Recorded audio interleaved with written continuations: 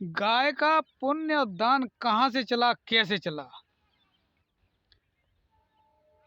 एक समय अयोध्या नरेश राजा त्रिशंक अपनी ससुराल के लिए रवाना हुए अयोध्या से।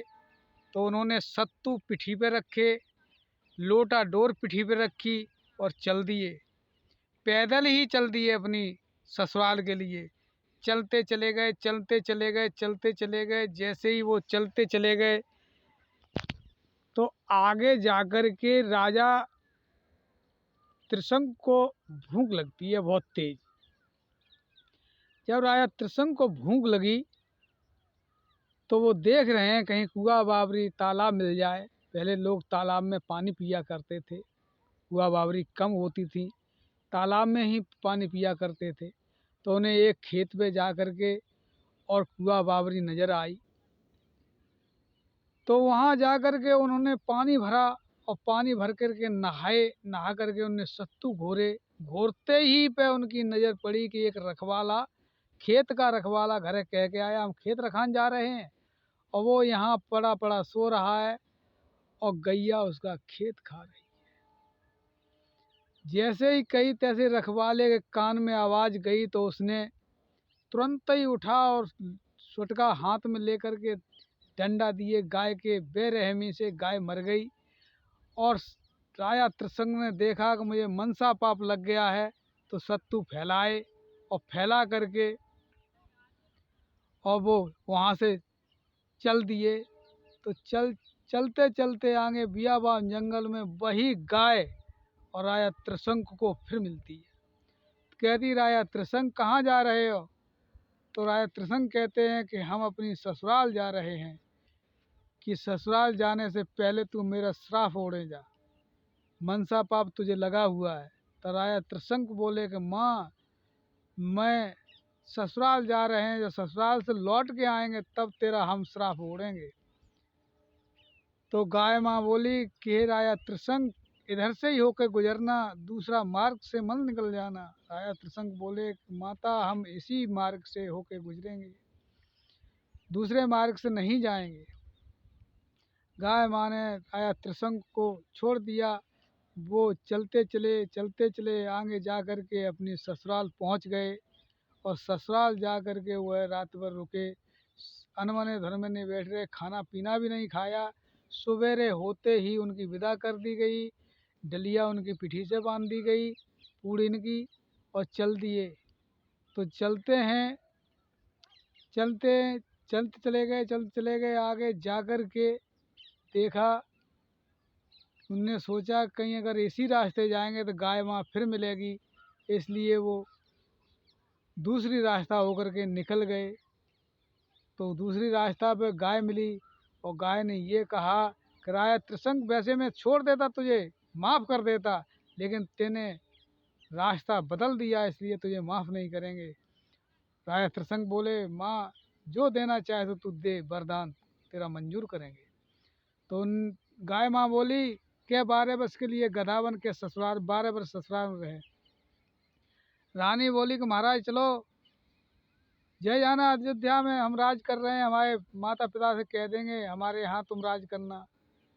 तो राजन बोले, राजा त्रिशंक बोले कि ससुराल में रहे वो घूरे के बस, वो 1 दिन 2 दिन हमारी इज्जत होगी, उसके बाद में मेरी बेइज्जती होगी, इसलिए रानी मैं जो है तुम्हारे माता पिता के घर नहीं, ससुराल नहीं जाएंगे। तो वो 12 वर्ष के लिए गधा बन गए। जैसे ही गधा बन गए, सुकड़ करके गधा बने, तो उन्होंने, रानी ने आधा चीर फाड़ करके उनके गले में डाल दिया, पति के में, और खड़ी हो गई हाथ जोड़ करके, हे गाय माँ, ये बता ये ठीक कैसे होंगे।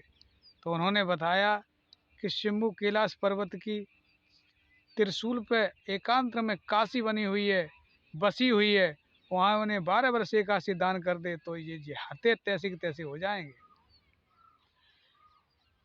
रानी पूछती है कि गाय माँ जो बताओ कि काशी है किधर को। तो हुड़ी उठा करके, मुख उठा करके गाय बताती है सीध पे है। तो वो चली जाती हैं अपने पति के गले में आधा चीज डाल करके, तो चली जाती हैं।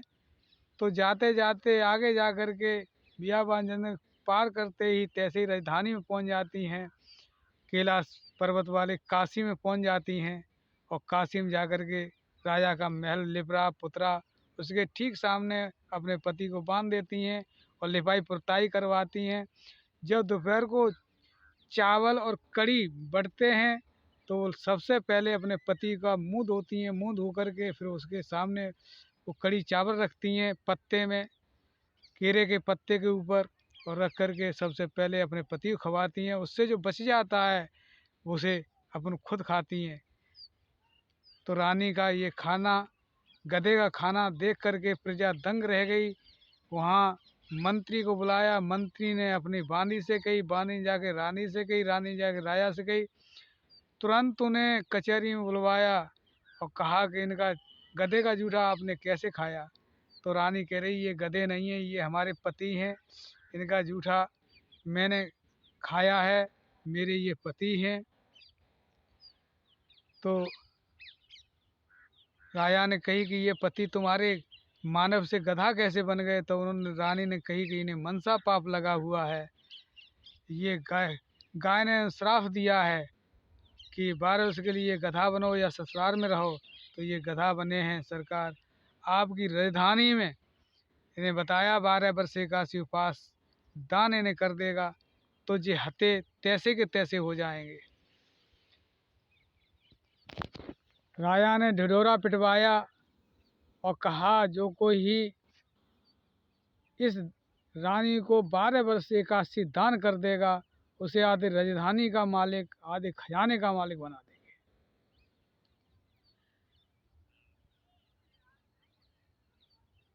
तो सब राजा, सब प्रजा इकट्ठी हुई सभा में। तो कोई ब्राह्मण 12 वर्ष निकला, वो कोई ब्राह्मण 11 वर्ष निकला, कोई ब्राह्मण 6 साल निकला। एक मेहतरानी निकली जो 12 वर्ष उपासी थी। 12 वर्ष उपासी जो मेहतरानी थी उसने कही महाराज, उसका पति बोला कि महाराज मैं आपका रैयत का रहने वाला हूँ, 12 वर्ष मैं उपास हूँ, तो उनने कही दान कर दो। तो मेहतर बोला कि 6 साल हम हैं, 6 साल मेरी घरवाली है, बिना घरवाली के इन्हें हम दान नहीं कर पाएंगे। उन्हें बुलवा लो। तो बुलवाया तो उनने कही कि इन्हें तुम दान कर दो, 12 वर्ष एकादशी दान कर दो हमारे कहने के मुताबिक, कहने के अनुसार। तो रानी बोली कि आपकी रैयत में रहते ज़रूर हैं सरकार, लेकिन ये हमारा धर्म है, हम ऐसे नहीं दान करेंगे। तो कैसे दान करोगे कि नहीं तो आधा खजाना चाहिए ना, आज राजधानी रही, राज्य पे बैठे तो आप ही अच्छे लगते हो, हम अच्छे नहीं लगते हैं, लेकिन इनके ज्यादा जो पुत्र पैदा होगा वो हमारे यहाँ पानी भरे तो 12 वर्ष एकादशी दान कर सकते हैं। तो उनने कही कि रानी सोच लो समझ लो, पति तुम्हारे यहीं ठीक होते हैं, खूब सोच लो समझ लो। तो रानी बहुत देर तक सोचती समझती रही। देर हो गई तब कही रानी ने कर दो तुम 12 वर्ष एकादशी दान, मेरे जो पुत्र पैदा होगा वो आपके यहाँ पानी भरेगा। 12 वर्ष एकादशी दान कर दिया और राजा त्रिशंक गधा से मानव बन के तैयार हो गए, राजा बन के तैयार हो गए और काशी से चले अयोध्या के लिए। तो उन्होंने रानी को पूछा, रानी ने सारे विस्तार से समझाया और समझा करके वो चलते गए अयोध्या पहुँचे। जा कर के ऐसे राजा त्रिशंक गधा से मानव बने और गाय का श्राप लगा। यहीं से गाय का महत्व ज़्यादा माना गया है।